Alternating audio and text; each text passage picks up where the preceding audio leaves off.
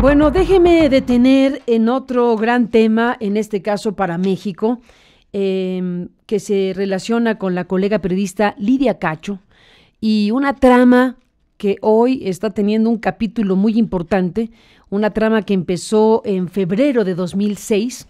Recuerdo perfectamente cómo con el equipo de radio en el espacio radiofónico donde estábamos en aquel entonces, que era W Radio de Prisa y Televisa en la radio mexicana, bueno, pues se difundieron las grabaciones en ese espacio de noticias que teníamos allá en la mañana.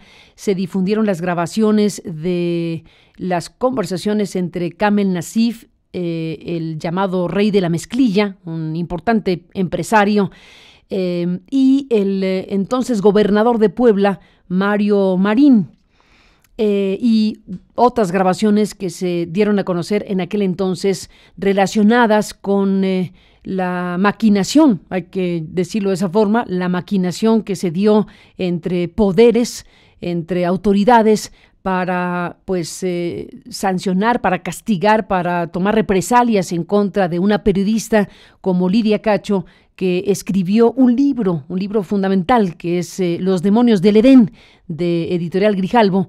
Y en Los demonios del Edén, Lidia Cacho pues informó sobre una red de pederastia, una red involucrando a un conjunto de personajes con nombre y apellido, una investigación muy importante que, está ahí todavía para terminar de ser conocida y sobre todo procesada judicialmente. El libro se publicó, generó una reacción muy fuerte de los aludidos en ese libro, particularmente del señor Kamel Nacif, que estaba vinculado, ya ha estado vinculado históricamente a Cansu Karkuri, el personaje que hoy está purgando una sentencia de muchos años, precisamente derivada de la responsabilidad que ese libro revela en esta red de prostitución y trata en esta historia que está contemplada en esta publicación. En aquel febrero de 2006, en aquel programa de radio, se revelaron los audios de estas conversaciones. En la prensa mexicana, el periódico La Jornada, a través del espléndido trabajo de Blanche Petrich, se reveló el mismo día, se revelaron simultáneamente en la radio y en el periódico estas conversaciones que daban cuenta de cómo se organizó en buena medida este operativo o esta maquinación para traer a Lidia Cacho de Quintana Roo hasta Puebla en un trayecto de más de 20 horas en donde fue sometida a lo que se interpreta claramente como tortura, entre otras muchas cosas. Todo eso ha significado para Lidia Cacho y para sus abogados, fundamentalmente de Artículo 19, y la gente que ha seguido paso a paso todos estos años de 2006 para acá, un laberíntico camino judicial, un laberíntico camino también de batallas tanto en México como a nivel internacional, que llegaron al punto muy importante de que en agosto de 2018, el año pasado, en agosto de 2018, se logró una resolución del Comité de Derechos Humanos de la ONU. De hecho, la primera resolución del Comité de Derechos Humanos de la ONU que se pronunció sobre la violencia por parte de autoridades en contra de una mujer periodista. Lidia Cacho obtuvo esta resolución favorable del Comité de Derechos Humanos de la ONU, que concluyó que la detención de la que fue objeto en diciembre de 2005 violó sus derechos humanos y fue discriminatoria por razón de género. La ONU Derechos Humanos determinó que el Estado mexicano debería realizar o debe realizar una investigación imparcial, pronta y exhaustiva sobre los hechos denunciados por Lidia Cacho, procesar, juzgar y castigar con penas adecuadas a los responsables, ofrecer una compensación adecuada a la periodista y adoptar medidas para evitar que se cometan violaciones semejantes en el futuro, mediante la despenalización de los delitos de difamación y calumnia en todas las entidades federativas. En esta información se destaca que se trata de la primera resolución del Comité de Derechos Humanos de la ONU que se pronuncia sobre violencia por parte de autoridades en contra de una mujer periodista, destacó la Organización en Defensa de la Libertad de Prensa, artículo 19, en el comunicado que se publicó el año pasado. Y recuerda que el 16 de diciembre de 2005, Lidia Cacho fue detenida en Quintana Roo por un grupo de 10 personas y trasladada a Puebla acompañada de policías judiciales de Quintana Roo. El trayecto a Puebla duró aproximadamente 20 horas. A Lidia no se le permitió ingerir alimentos, no se le suministró el medicamento para tratar bronquitis diagnosticada, no se le autorizó ir al baño. Se le autorizó ir al baño una sola ocasión en 20 horas y realizar una breve llamada a su pareja. No se le permitió dormir, fue víctima de tortura psicológica y física, tocamientos e insinuaciones sexuales, amenazas de muerte y violencia verbal y física durante el trayecto y durante su detención en la Procuraduría General de Justicia de Puebla, recordó en aquel momento artículo 19. Convertirse en una sobreviviente de tortura implica seguir dando la batalla porque sabes que muchos y muchas colegas no lo han sobrevivido, dijo Lidia Cacho en aquel agosto de 2018. Su detención, calificada como arbitraria por Naciones Unidas en este comité de tortura en Ginebra, fue derivada de un proceso judicial en su contra por la publicación del libro Los demonios del Edén, en el que se señalaba a altos empresarios y autoridades involucrados en la explotación sexual infantil. Por estos hechos, solo uno de los policías que participó en la detención de Lidia Cacho ha sido sentenciado por el delito de tortura, mientras otro se encuentra prófugo. Sin embargo, las demás violaciones a derechos humanos y sus perpetradores materiales e intelectuales permanecen impunes. Esto, reitero, fue en agosto 2018. El antecedente fundamental de lo que está ocurriendo en este momento de 2019. Se ha dado a conocer, y me parece que lo grave aquí es que se ha dado a conocer por anticipado antes de cumplirse las órdenes de aprehensión en contra de Kamel Nasif, el empresario de la mezclilla, y Mario Marín, el gobernador de Puebla de aquel entonces. Se dio a conocer en esta semana precisamente que se habían girado ya órdenes de aprehensión en contra de Kamel Nasif y de Mario Marín. Déjeme recordar un fragmento de estas conversaciones que transmitimos en la radio a través de W Radio en 2006, en febrero de 2006, y que publicó en ese mismo contexto la colega Blanche Petrich en La Jornada. Así que las personas en México se enteraron en ese momento de cómo se coordinaba en buena medida y se celebraba en buena medida esta maquinación que llevó a Lidia Cacho a esta circunstancia que ahora se traduce en estas órdenes de aprehensión en contra de estos dos poderosos personajes de aquel entonces. Así que déjeme recordar aquello que se convirtió en una frase célebre, que la recordamos después de tantos años, de ¿qué pasó, mi gober precioso? Eso que le decía el empresario, agradeciéndole al político por su actuación en contra de la periodista. Señora, ¿sí? Sí. Sí, yo le voy a comunicar al señor gobernador, ¿me permite? Sí, gracias. ¿Qué onda, Kamel? ¿Qué pasó, mi gober precioso? Mi héroe chingado. No, a ti, tú eres el héroe de esta película, papá. Pues ya ayer le acabé de dar un pinche coscorrón a esta vieja cabrón. Le dije que aquí en Puebla se respeta la ley y aquí no hay impunidad y que aquí quien comete un delito se llama delincuente. Entonces que no se quiere hacer la víctima y que no quiere estar aprovechando para hacerse publicidad. Le mandé un mensaje a ver cómo nos contesta, pero es que nos ha estado jode y jode, pues que se lleve también su coscorrón, ¿no? Y que aprendan otros cabrones y otras que no van a permitir esas cosas. Yo sé, pero estos cabrones siguen sacando mamadas y mamadas. Pero yo hice una declaración, fui a la televisión y ya salió y también... ¿Dónde? ¿Allá en México o acá en Puebla? Aquí, que le iban a mandar a México, pero la pasaron aquí. Uh-huh.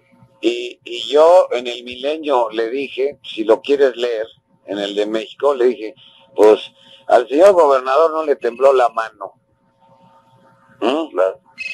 ¿Ok? Claro, no nos tiembla. ni nos temblará. Pinche bola de ratas, ¿qué han hecho? ¿Qué asquerosidad es esto, Sí, sí, sí. No, se siente en Dios, Así es. en el poder. Yo te hablé para, gracias que de lo que hiciste, que yo sé que te metí en un problema, pero No, hombre, me gustan esos temas. Coincido contigo, de que hijo de la chingada.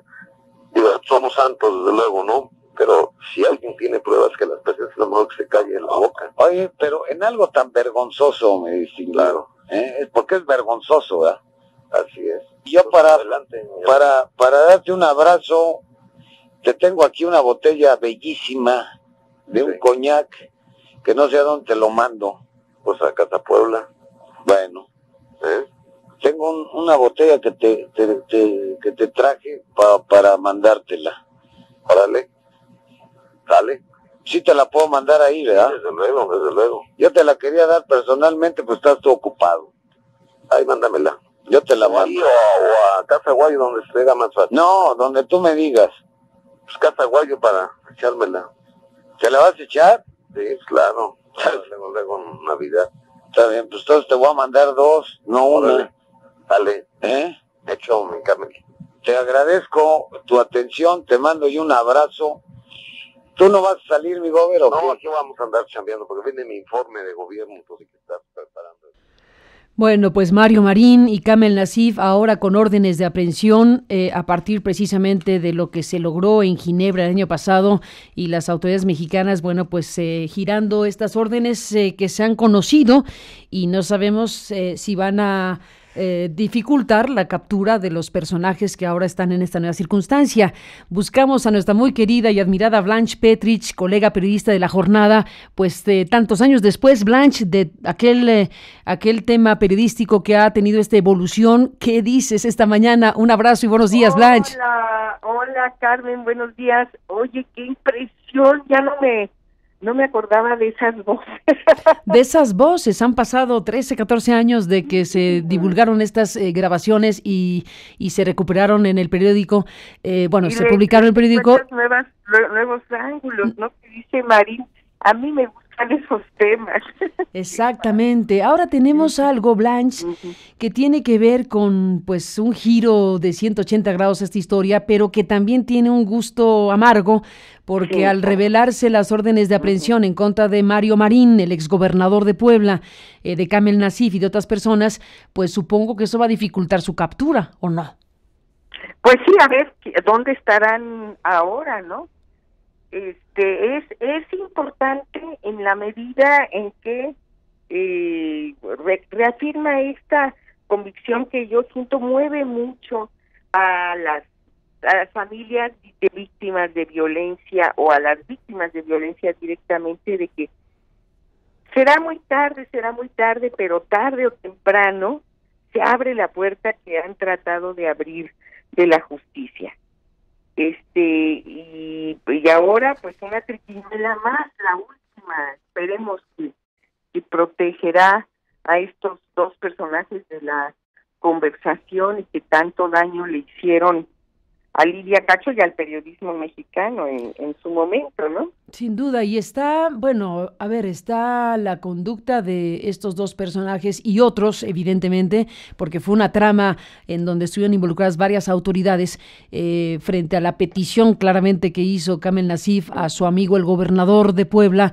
Bueno, se instrumentó todo el operativo y participaron autoridades diversas que ahora están pues siendo investigadas para darle este escarmiento a la periodista, este trayecto de Quintana Roo a Puebla, el encarcelamiento que tuvo Lidia en los primeros momentos y todo la pesadilla judicial, porque hay que recordar que Lidia ha dado batallas verdaderamente enormes para defenderse, ella denunciando y ella defendiéndose de las acusaciones, en algo que ya, bueno, por fortuna en este punto ha derivado en un pronunciamiento muy poderoso de ese comité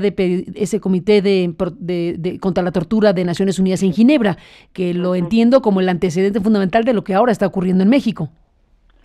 Pues sí, yo me pregunto a la luz de la contundencia de este hecho, una orden de aprehensión en contra del exgobernador, en contra del empresario perpetrador la colusión que gira en torno a esto.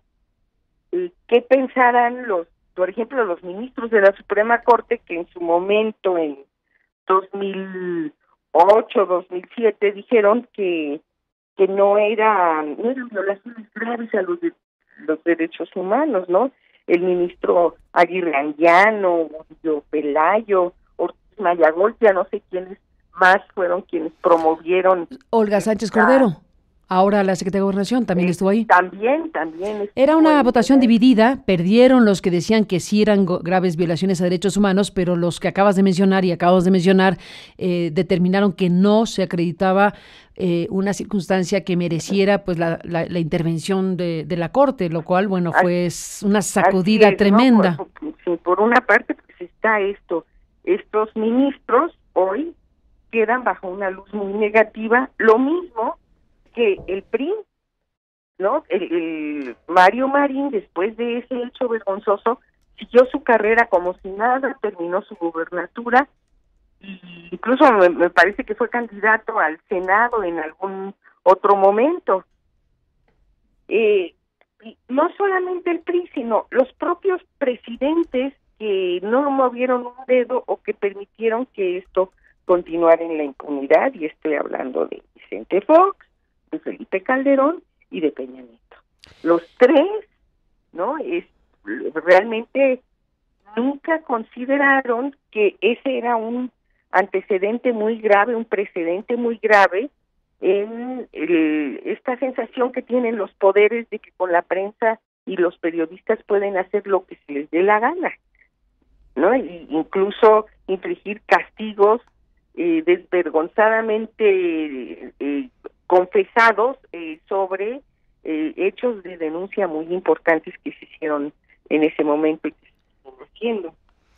Y yo creo que ahí sí que el hecho mismo de la orden de aprehensión les debe sonar como un campanazo a todos estos personajes que protegieron y que por lo visto siguen protegiendo pues principalmente al exgobernador. Yo creo que el empresario Camel ya había salido del país hace años, ¿no?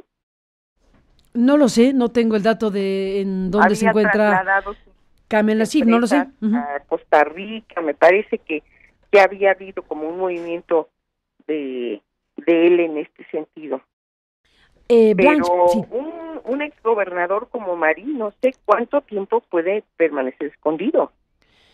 Pues mira, no lo sé, ya oímos incluso a la expresidenta del PRI nacional, Dulce María Sauri, hablar del tema y diciendo que, bueno, pues debe hacerse cargo, los priistas que se encuentran en situación, deben hacerse cargo de su situación, un poco para decir, el PRI no tiene que salir en defensa de Mario Marín a estas alturas del partido, ¿verdad? Pero bueno, salió este pronunciamiento, esta declaración que hizo Dulce María. Sí, así es. Hay una parte, Blanche Petrich, que es muy importante porque acabas de mencionar lo que ocurrió en la Suprema Corte de Justicia, pero hay que poner más énfasis en este cacho de la historia porque recordamos que fue una votación dividida, llegó el caso hasta la Corte, como bien sabemos, y dividió la opinión de los ministros, y los que acabas de mencionar, bueno, pues votaron en contra de que el procesamiento fuera diferente en términos judiciales y cerraron el paso a la justicia desde la propia Corte, pero fue tan impactante y tan importante este caso para la Corte, que te acordarás, Blanche Petrich, que los ministros que votaron de otra manera escribieron un libro en Editorial Porrúa.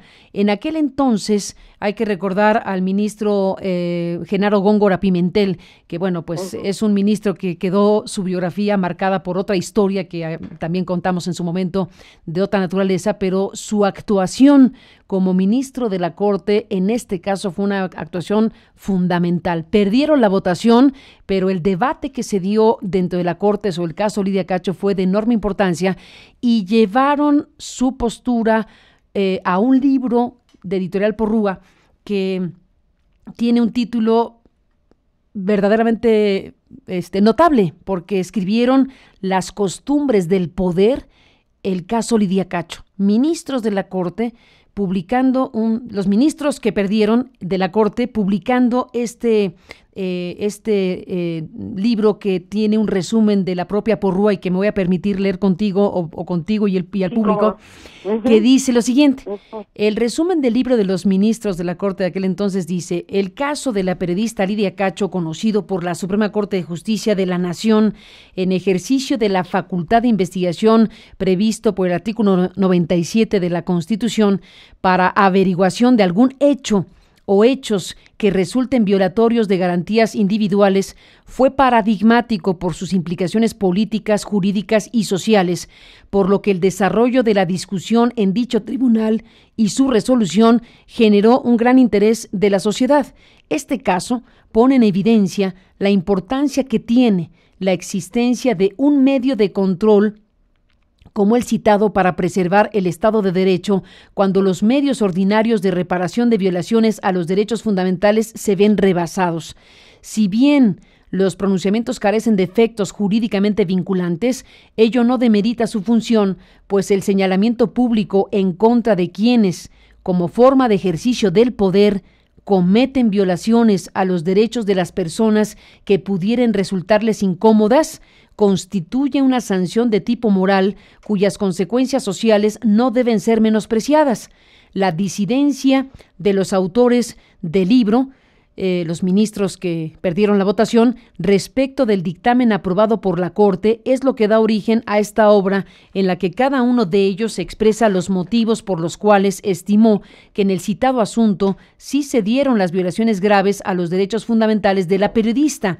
Además, dentro de este marco manifiestan su opinión en relación con diversos aspectos que pueden resultar controvertidos respecto de la citada facultad de investigación. El eje, Blanche Petrich, de las costumbres del poder, el caso Lidia Cacho, tenía que ver con esa facultad que en ese momento tenía y que luego le quitaron a la Corte para investigar casos de violaciones graves a derechos humanos. Te acordarás que la Corte en ese periodo de la historia hizo valer en varios casos una atribución que dejó de utilizar por décadas o por siempre, esa atribución que le permitía desde la Constitución atraer casos de graves violaciones a derechos humanos cuando las autoridades correspondientes no habían hecho su trabajo. Pues esa facultad que defendieron los ministros de la Corte en este libro, simple y llanamente se la quitaron a los ministros porque el poder político, las costumbres del poder, decían que no estaban muy contentos cuando se investigó los casos Aguas Blancas, por ejemplo, y otros casos de alto impacto, y en este caso el caso Lidia Cacho, que ya no prosperó por la votación dividida. Así que hoy, en 2019, Blanche Petrich, recordando qué pasó, mi gober precioso, pues hoy tiene una implicación muy grande después de tantos años esta decisión de girar órdenes de aprehensión en contra de dos de los personajes clave de esta trama. Claro, porque lo que sostienen en este libro estos ministros, la sanción moral, que no es una sanción jurídica, que es lo que todo el mundo esperaba, pues va como creando una especie de sustrato, ¿no? De condiciones que impiden que el caso muera, y esto junto con la perseverancia de Lidia, pues genera que se llegue en un régimen distinto ahora a estas órdenes de aprehensión, y además tengo la impresión que sin muchas posibilidades de que se les concedan amparos y se les permita seguir en la impunidad. Pero fíjate que me parece increíble el título, Las costumbres del poder, porque esas grabaciones que ahorita me hiciste recordar tan vívidamente y que en su momento tú y yo compartimos para poderlas publicar de una manera pues sincronizada, ¿no? Sí. Para no salir solas con un material tan fuerte. Tan potente, salimos juntos la jornada y los periodistas de la radio. Así es, pero yo siempre lo vi que como de esas raras ocasiones que tenemos una grabación o algún documento que nos permite como atisbar adentro de sectores del poder muy oscuros, siempre blindados, desconocidos, secretos, de cómo se maneja un empresario ricachón que es amigo de un gobernador, se deben favores mutuos de distinta índole, muchos de ellos no legítimos, incluso ilegales, cómo se echan porras, digo, ver precioso, no, tú eres el héroe, de un hecho tan vergonzoso, tan canalla como el haber capturado y torturado a una periodista porque los descubrió en sus costumbres y en sus hábitos más oscuros, más perversos. Y eso, esas grabaciones para mí tuvieron ese significado, nos pudieron ver así, con estas costumbres, es como se manejan a veces los poderes, ¿no? Tengo mucho la impresión de que esa grabación, eso fue lo que nos permitió, eso fue lo que nos dio en ese momento. Totalmente de acuerdo. Y bueno, sí. Y agregar una cosa más también, Carmen, a mí me parece realmente notable la perseverancia de Lidia, porque en estos 12 años, lo que ha pasado, o algo así, pues le ha pasado de todo, amenazas, ha tenido que salir del país, y amenazas muy reales, ¿no? El costo ha sido muy alto, el haber siempre mantenido el dedo en el renglón.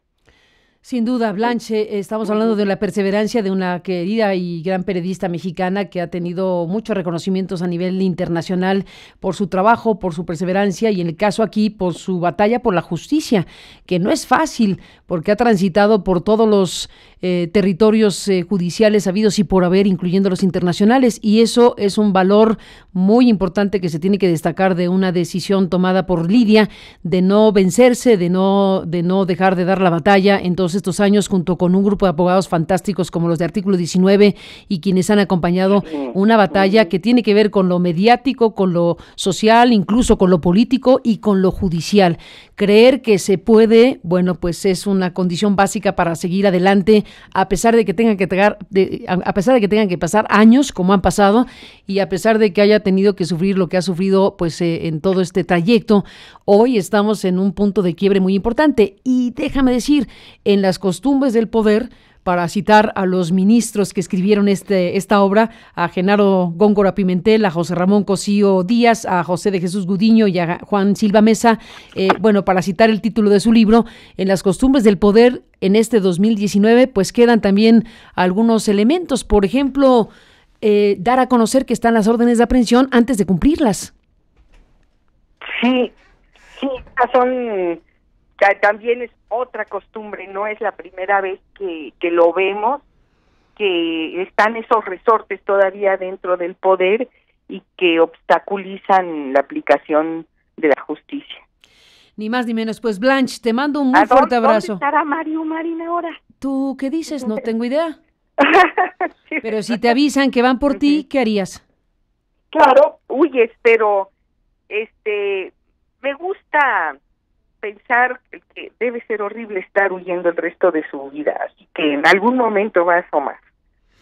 En algún momento ocurrirá algo y estamos frente a un caso emblemático, un caso que se convierte pues en referente obligado por todo lo que involucra y ha involucrado. Así que bueno, pues te mando un fuerte abrazo, Blanche, recordando Carmen, aquella tarea periodística compartida de aquel año, en aquel febrero de 2006. Un abrazo, Blanche, y hasta la próxima. Adiós, Carmen. Gracias, que estés muy bien, a la colega periodista de La Jornada. Y bueno, pues ahí están las informaciones que en este momento de la mañana se pueden compartir.